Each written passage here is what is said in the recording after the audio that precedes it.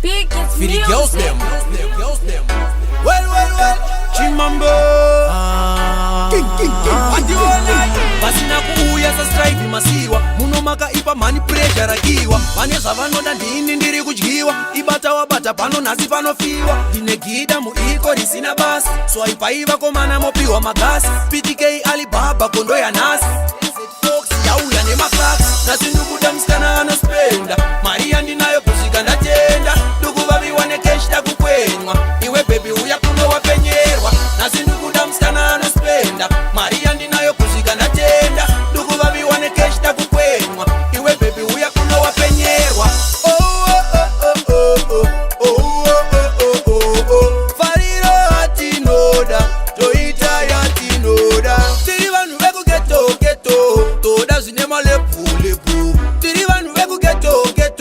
tanga tambopinda lefu pati vanoda nema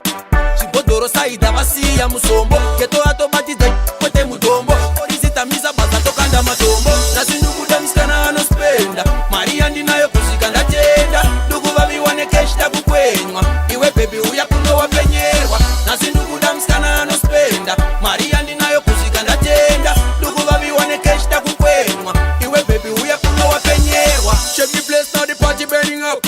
hot girls on the club party burning up hot girls on the place gotta come around them know what gotta link up uchigona kutamba link up uchigona kuwaina link up uchigona kuspenda link up nganyare famba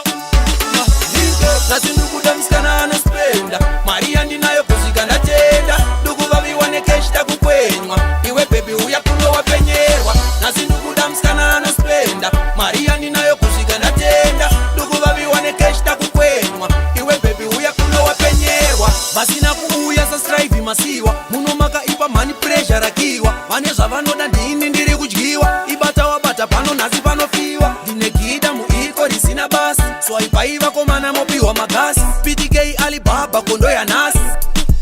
yauya nemaklaks nasi ndukuda